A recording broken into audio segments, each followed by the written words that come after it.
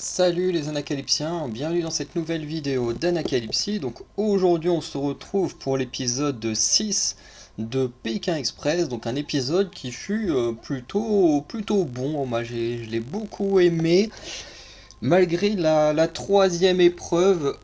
Honnêtement la troisième épreuve je l'ai trouvée vraiment pas terrible. Mais on reviendra là-dessus vers la fin de vidéo ou en conclusion parce que j'ai quelques arguments pour étayer pourquoi cette troisième épreuve me pose problème, bien que ça n'aura pas eu d'impact en soi sur le jeu, mais pour moi ça pose quand même un petit peu problème, mais on reviendra là-dessus. Bref, vidéo qui sort un peu en retard également parce que j'avais prévenu la semaine dernière que hier soir, donc au moment où était diffusé l'épisode, j'avais une soirée Wargames, donc en gros c'est une partie de Warhammer pour ceux qui connaissent, hein, et pour ceux qui connaissent pas, en gros c'est du jeu de bataille stratégique avec des figurines quoi. Voilà, et puis comme on approche de la fin d'année scolaire, beaucoup de travail à faire sur mon mémoire, donc j'avais pas non plus énormément de temps pour regarder l'épisode. Mais maintenant que c'est fait, voilà, je l'ai regardé dans la journée, donc vous aurez sûrement la vidéo, vous, dans la soirée. Bref. Donc, les équipes commencent à l'aveugle, tous séparés dans la ville, et quand je dis tous, c'est les binômes. Voilà, les binômes entre eux ne sont pas éclatés, mais chacun des 5 binômes est dans un endroit de la ville à égale distance du lieu je veux dire de la maison, de la mission, voilà, qui se trouve au niveau d'une cathédrale. Enfin, non, c'est même pas la mission, c'est juste un endroit où ils doivent aller pour récupérer l'adresse. Du coup, Stéphane annonce qu'on est à l'étape des intouchables, qui est clairement une des meilleures étapes.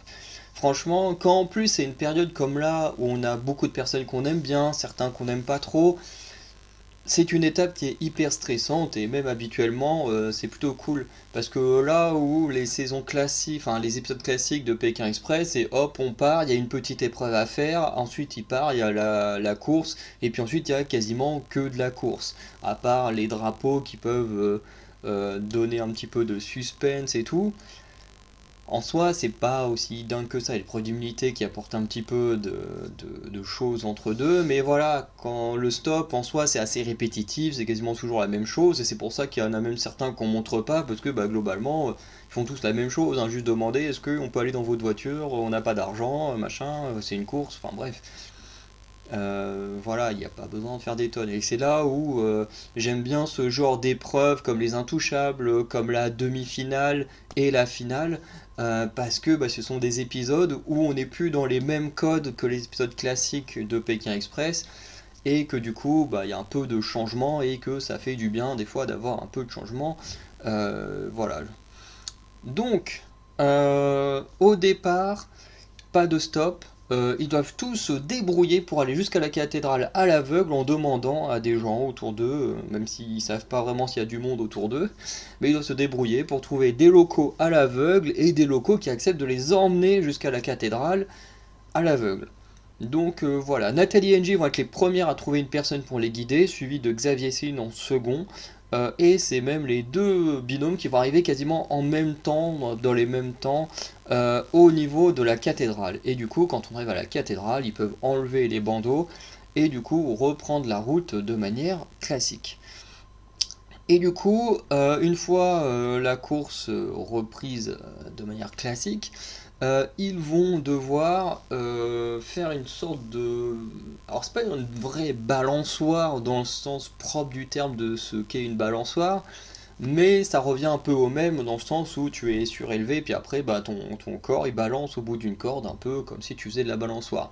Mais encore une fois, j'ai beaucoup utilisé le mot balançoire, mais parce que j'ai pas d'autres termes pour parler de ça par un balancier, mais encore un balancier, est-ce que c'est vraiment ça? Enfin bref, c'est compliqué, je sais pas trop comment appeler ça. Du coup, je vais dire balançoire, au moins vous savez de quoi je parle quand je dirai ce mot. Du coup, en gros, Nathalie et NG vont arriver les premières. Et le principe étant qu'ils doivent tenir un,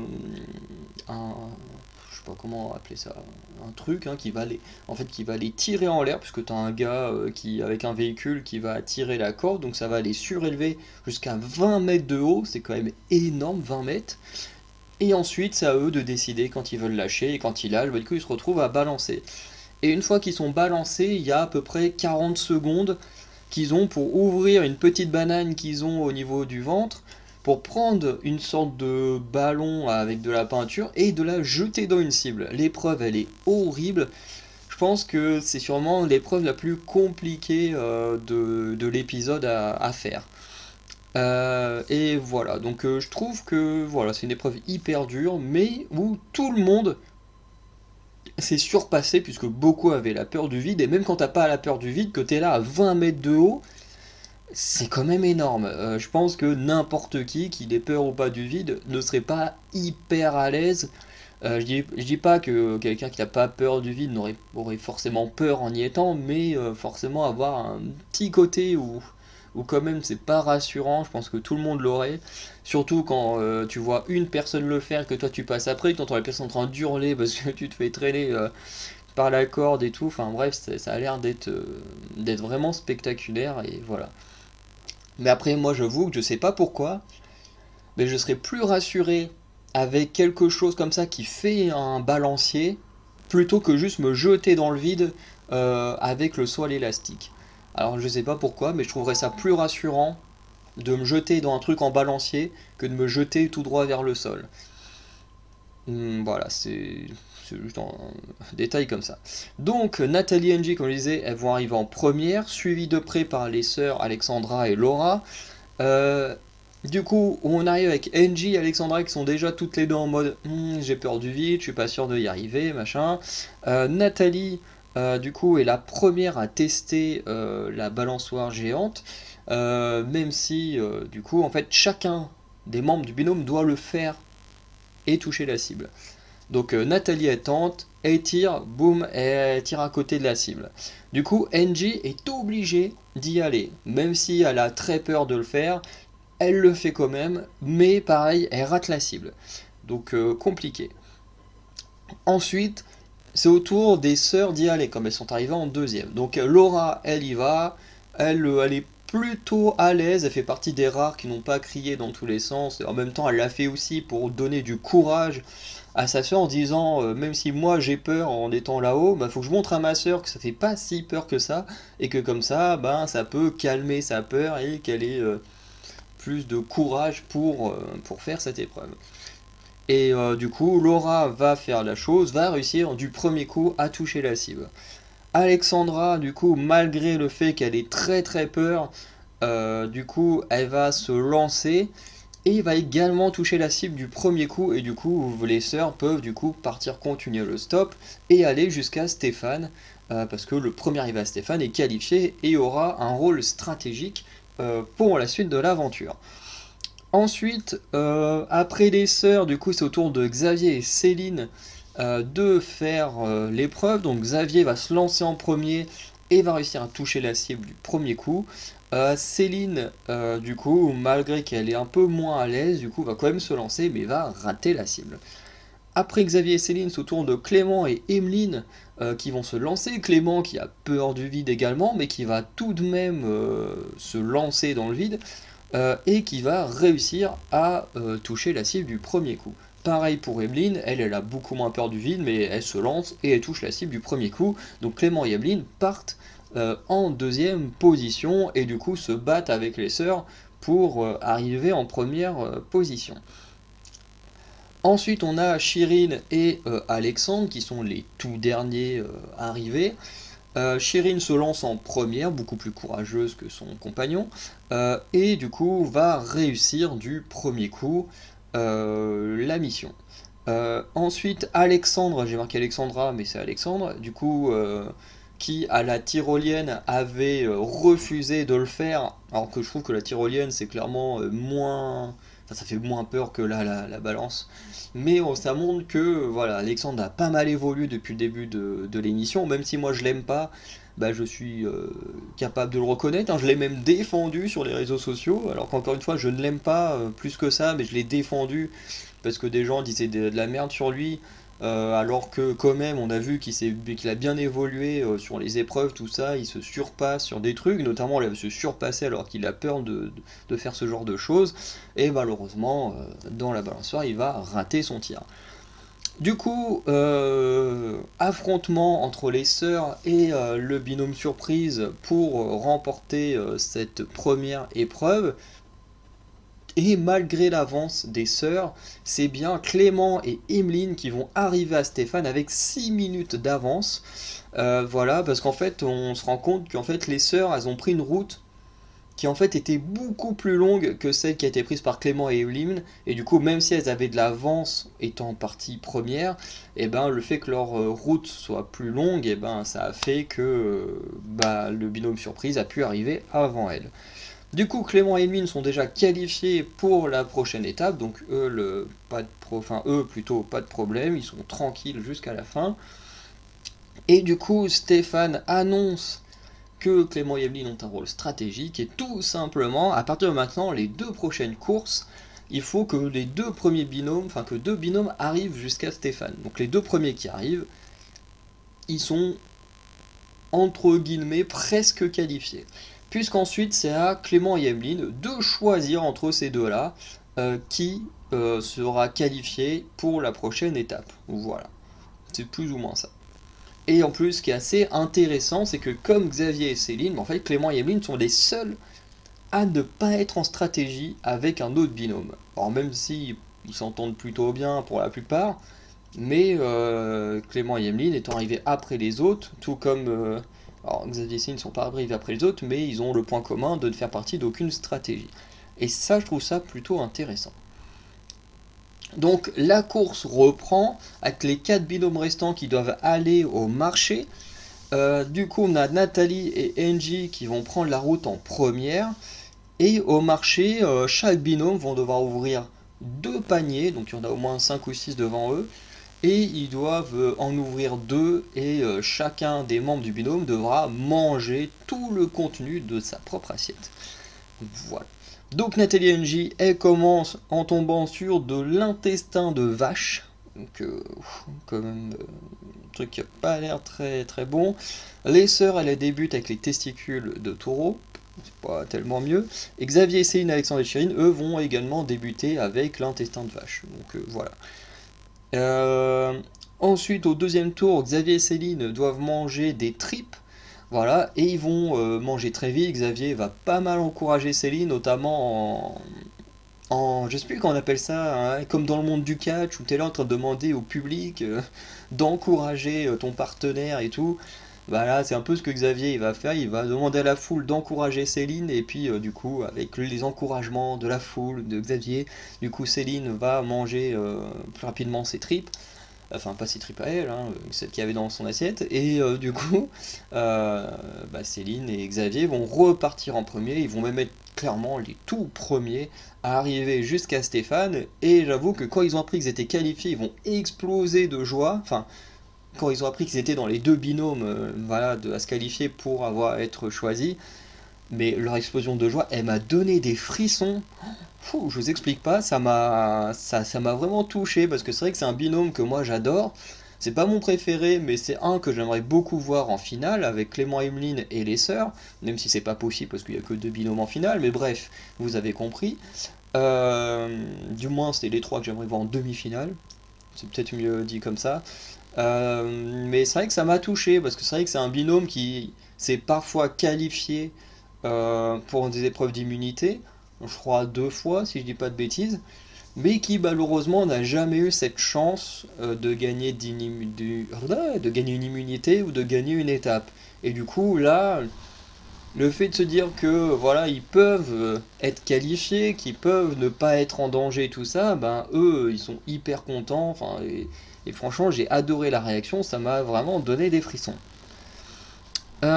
Ensuite, après ça, on a Nathalie NG qui se retrouve à manger du pied de vache. Alors, je savais pas qu'on pouvait manger du pied de vache, mais ça n'a pas l'air dingue.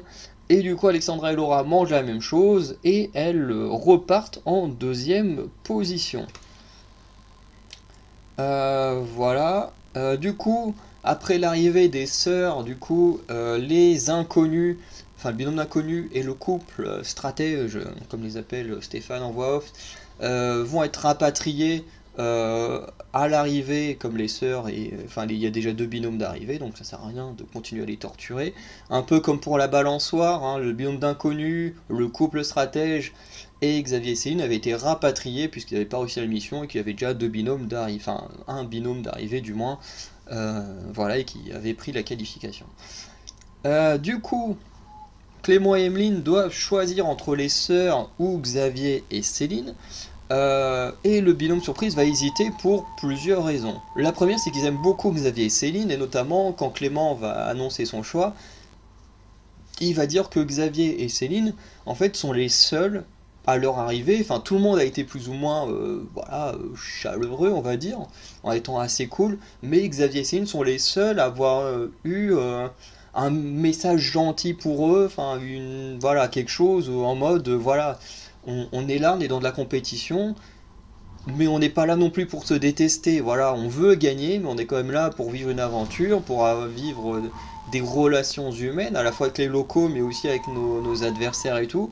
Et du coup, ben, ce côté où Xavier et Céline les ont mieux accueillis que les autres, ben, on jouait dans la décision.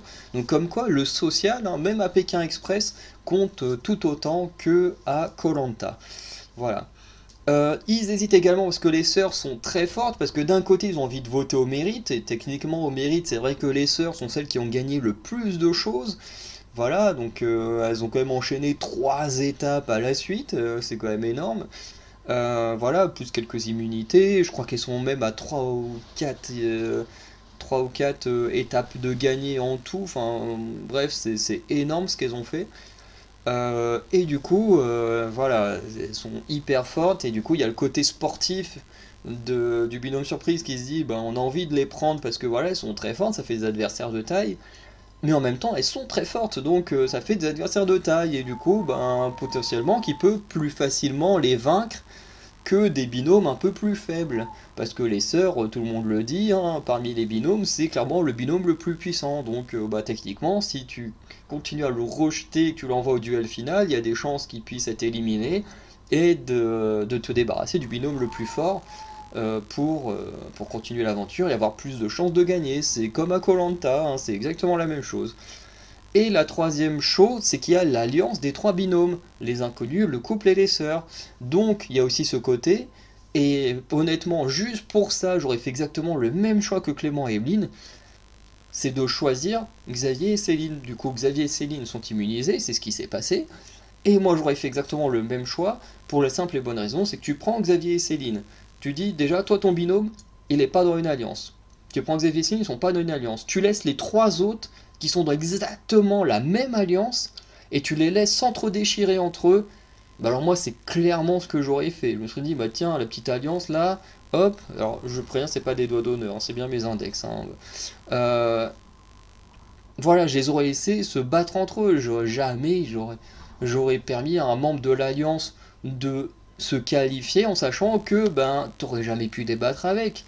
Parce que bah, le binôme qui est en alliance aurait forcément voulu forcer pour que quelqu'un de son alliance soit également qualifié. Alors que là, si tu exploses l'alliance, bah, tu as déjà un peu plus de chances d'aller plus loin également. Donc le choix de Clément et Emeline, c'est clairement le meilleur choix qu'il fallait faire. Et pourtant, je dis ça alors que les sœurs, c'est mon binôme préféré.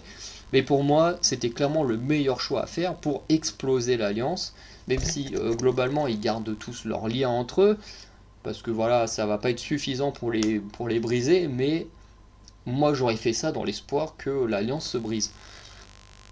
Et voilà. Et en plus, du coup, ce qui, en tout cas, moi, m'arrange, c'est que, ben, comme je disais, les 3 binômes que je veux voir au moins en demi-finale, c'est le binôme surprise qui est qualifié, le patron et l'employé qui sont qualifiés, et ensuite il ne reste plus que les sœurs, bon, bah, qui sont toujours pas qualifiés.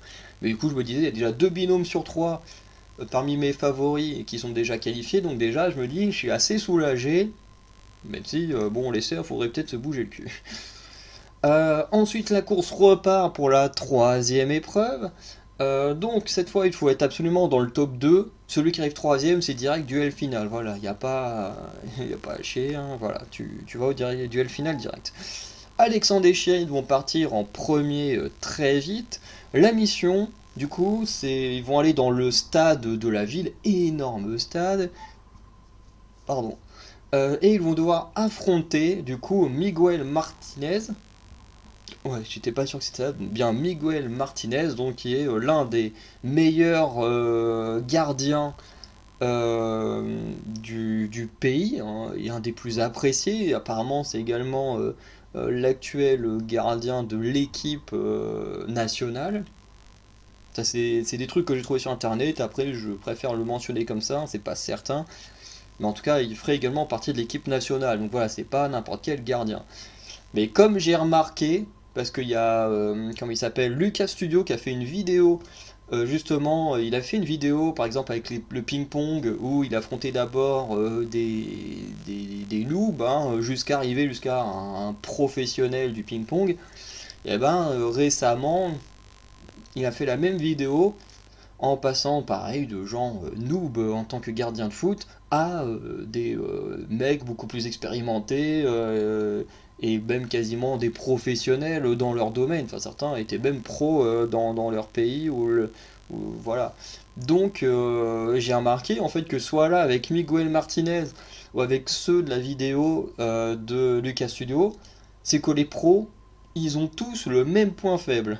C'est les bords enfin vraiment les coins, les bords de poteau, c'est clairement leur point faible. Alors le Miguel Martinez va quand même arrêter des très beaux buts, enfin des très beaux tirs plutôt proches des poteaux, mais vous remarquerez que tous les buts qu'il s'est pris, les 6 buts qu'il s'est pris, c'était du bord de poteau. Soit à gauche, soit à droite, à part Thierry qui a réussi à en faire une un peu plus en hauteur, proche de la lucarne. Mais à part ça, tous les tirs qui ont été mis, c'était du bord poteau. Donc, et c'est marrant parce que dans la vidéo de Lucas Studio, c'était pareil. Tous les buts qui ont été mis à partir du moment où ça commençait à être des gars beaucoup plus expérimentés, soit en formation, soit déjà dans des clubs pro et tout. Et là, pareil, c'était dans les bords poteaux, dans les coins où ça rentrait à chaque fois quand ils arrivaient à marquer. Donc c'est assez marrant à voir que finalement, peu importe le pays, peu importe comment tu es entraîné, au final, tous les gardiens de but professionnels ont l'air d'avoir le même point faible. Bref, c'était une petite digression, mais voilà, sur les gardiens de but, voilà. Du coup, Alexandre il commence avec Chirine, puisqu'ils sont arrivés en premier. Du coup, Alexandre il tire en premier, il marque direct. Voilà, de toute façon, c'est un passionné de foot, il adore le foot. Donc, pour lui, c'est plutôt de la routine. Ensuite, Chirine va tenter le coup, mais Miguel va arrêter son tir. Ensuite arrive Nathalie et Angie, donc, et les sœurs entre deux. Donc, comme Nathalie et Angie sont arrivées avant les sœurs, du coup, c'est à elles de commencer. Nathalie va tenter un tir qui était complètement raté, qui était vraiment hyper drôle. En plus, elle a fini par tirer, je sais pas comment elle s'en est sortie pour faire son tir, bref. Angie, ensuite, elle tire. Angie, elle marque direct également. Ensuite, on arrive aux sœurs. Pareil, les sœurs vont rater leur tir. Le tir de Laura était vraiment très drôle parce qu'il est parti, tu sais pas où, à l'autre bout du terrain. Voilà, mais en même temps, j'ai vu que. Et je crois que c'est pareil pour Nathalie. En fait, leurs pieds, au lieu de taper vraiment, soit parce que Chérine, elle va marquer son but en faisant du pointu. C'est vrai que j'ai pas de ballon pour montrer. Euh, j'ai une idée. Attends, oui.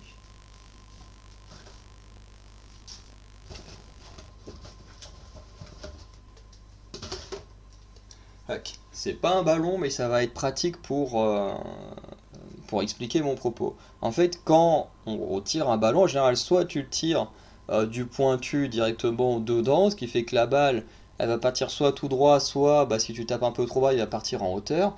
Soit tu peux le taper avec ton pied un peu sur le côté, et puis du coup, lui donner une impulsion sur un côté ou un autre, voilà, en fonction de comment tu le tapes.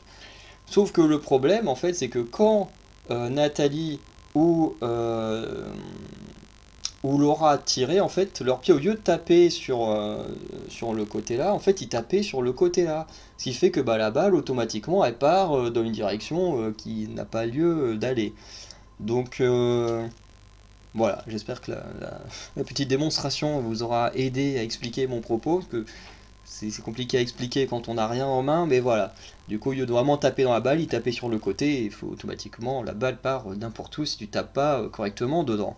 Et en plus, en ce moment, je suis dans un sport qui mélange, parce que je fais du chronome actuellement pendant 3 semaines, et c'est un sport qui mélange à la fois hand, basket et football. Donc bon, ça a frappé dans un ballon, je commence à bien connaître, sachant qu'on avait déjà fait une séance d'un mois de...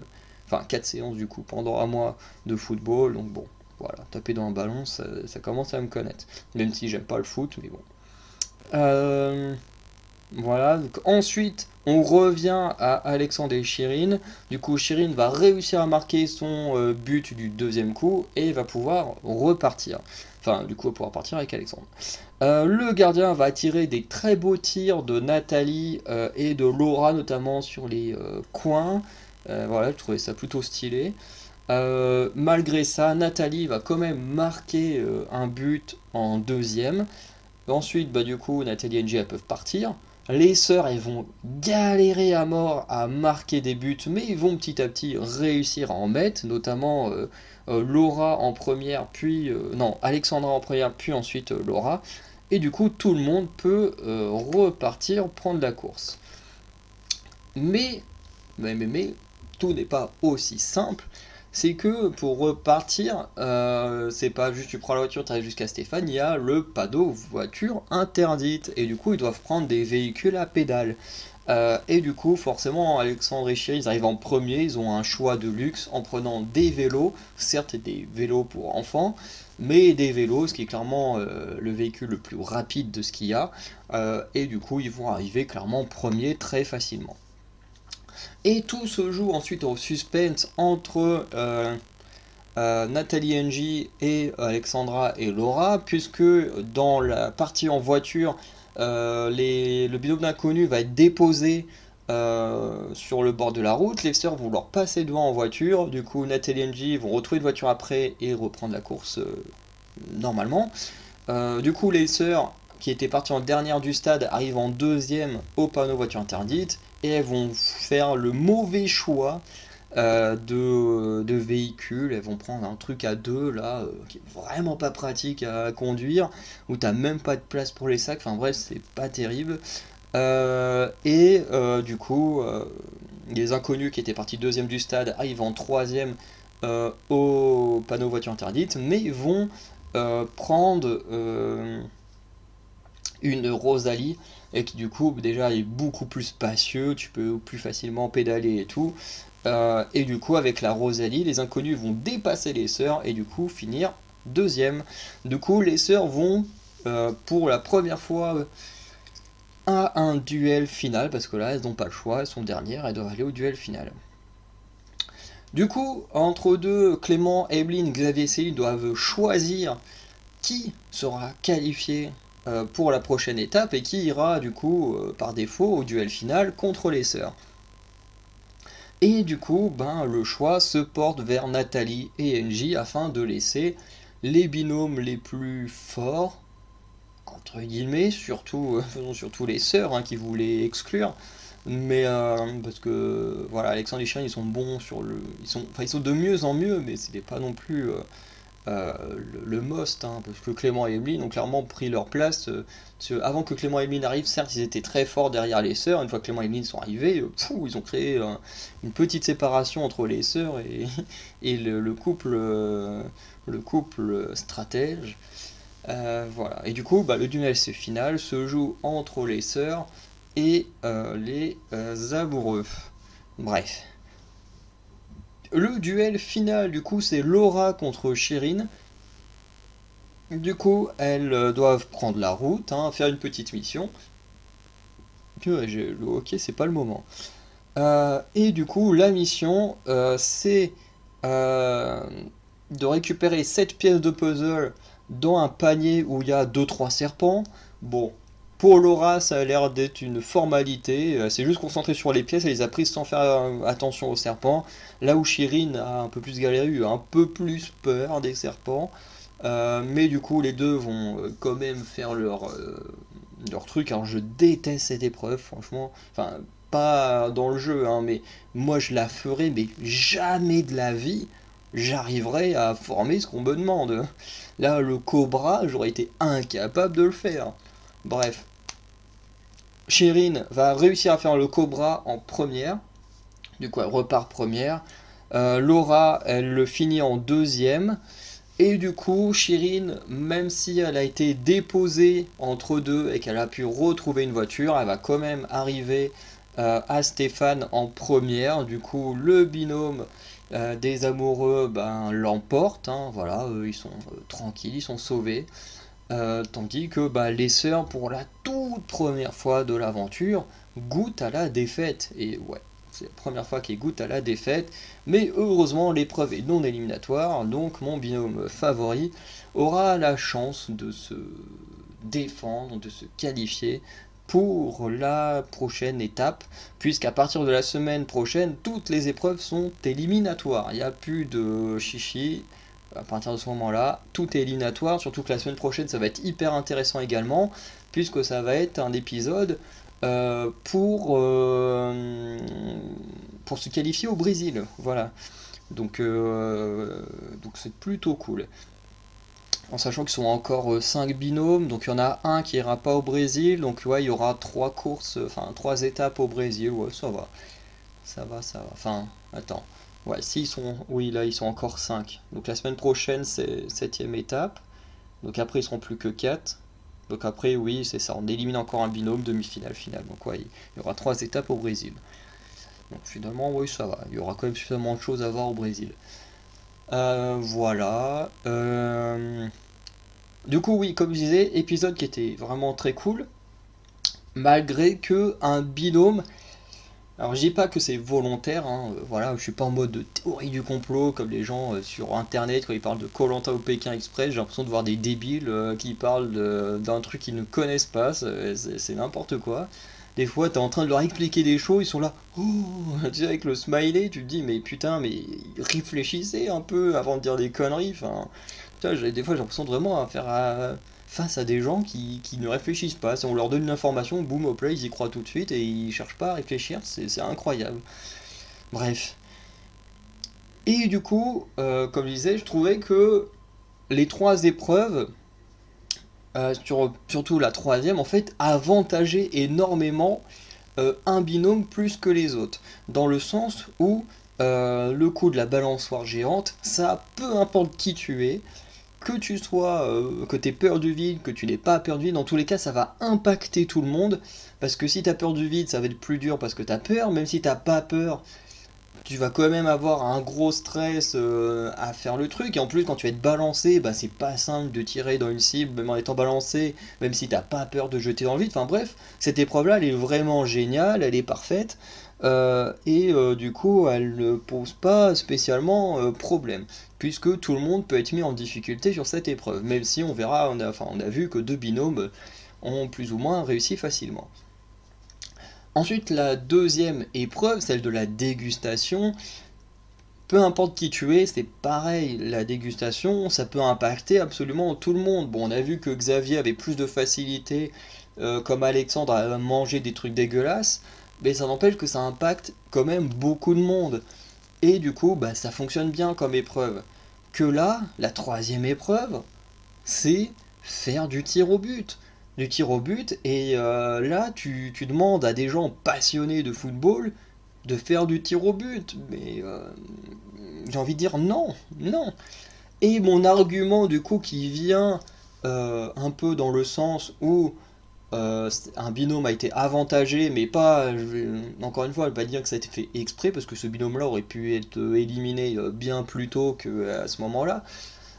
Mais c'est vrai que quand on fait la candidature, alors je ne l'ai pas encore faite, mais je l'avais commencé ce matin, et puis je me suis rendu compte que j'étais pas sur le bon PC, donc du coup je l'ai arrêté, et puis je vais la refaire bientôt. Mais du coup, en ce qui concerne du coup les candidatures, tu as des questions qui concernent le sport. Notamment, on te demande quel sport tu pratiques, voilà, des petites questions comme ça, les petits hobbies, des trucs comme ça. Un peu comme koh on te demande de décrire assez précisément sur pas mal de points. Et là, c'est pareil. Et notamment, on te pose des questions, notamment sur tes sports, des trucs comme ça. Ce qui fait que, ben, ils l'ont bien vu à la candidature qu'à cette question, forcément que Alexandre et Chirine ils ont répondu par rapport au football. Et ensuite on leur met une épreuve qui est du tir au but, donc qui fait énormément plaisir à des fans de football. Donc ça, voilà, ça me dérange un peu. Et en fait, ça me dérange parce que en fait, l'épreuve en soi est plutôt facile. Alors vous allez me dire, oui, c'est quand même le gardien du pays. Mais ça n'empêche que c'est pas aussi compliqué, par exemple, que l'année dernière. L'année dernière, ou il y a 2 ans, je sais plus dans quelle saison, mais l'épisode des Intouchables, vraiment, c'était une horreur. C'était hyper dur, quoi. C'était vraiment des matchs à 2 contre 2. Ils avaient les casques VR avec une vue du dessus. Donc pour s'orienter, c'était une catastrophe pour tout le monde. Et là, c'était intéressant. Et là, que tu sois passionné de foot ou pas, t'es tellement désorienté par le casque VR qui te montre une vision, bah du coup que tu ne vois pas normalement quand tu es sur le terrain, qui fait que fan de foot ou pas, en fait c'est difficile pour tout le monde, à part une fois que tu as compris comment fonctionne la vue du dessus et tout ça. Mais là, il n'y a aucune difficulté quoi, je veux dire, t'es fan de foot, tu sais tirer, bah voilà quoi, c'est facile, donc c'est un peu pour ça que cette épreuve elle m'a dérangé. Et encore une fois, comme j'ai dit, elle n'a pas eu d'impact sur la suite de l'aventure, puisqu'Alexandre et Chirine n'ont pas été choisis. Donc ça leur a permis d'arriver certes premier à Stéphane, mais ça ne les a pas qualifiés. Mais quand même, je trouve un peu dommage, c'est un peu une habitude. Hein, il y a souvent, surtout quand on est en Amérique du Sud, d'avoir une épreuve par rapport au foot. Et c'est normal, le foot, c'est un truc de l'Amérique du Sud. Mais là, clairement, c'était une épreuve beaucoup trop facile pour l'un des binômes. Voilà. Donc, on va arrêter la vidéo là. J'ai très hâte de voir l'épisode suivant avec la voiture magique, parce que clairement on n'aura pas de drapeau rouge, hein, ce serait complètement débile de foutre le drapeau rouge alors qu'il n'y a que 5 binômes. En plus, les sœurs ont, ont leur, comment dire, leur handicap, donc c'est sûr que le drapeau rouge serait pas là. Ensuite, mettre un drapeau rouge où il n'y a que 4 binômes, ça sert clairement à que dalle. Donc voilà, le drapeau rouge, c'est sûr qu'on le verra pas cette saison, ou alors ce serait une très grosse erreur de le foutre aussi tard. Mais en tout cas, on aura la voiture magique qui apparemment faut plus ou moins la traquer. Et si t'arrives à rentrer dans la voiture magique, t'es automatiquement qualifié pour l'immunité ou une connerie comme ça. Enfin bref, j'ai très très hâte de voir ce que ça va donner. Voilà, donc sinon j'ai rien de plus à dire, hâte de voir un peu le handicap des filles, comment elles vont s'en sortir, et puis voilà. Donc, en commentaire, n'hésitez pas à me dire ce que vous avez pensé de cet épisode, si vous avez bien aimé ou pas aimé, et on se dit à très bientôt pour de nouvelles vidéos. Allez, ciao les Anacalypsiens.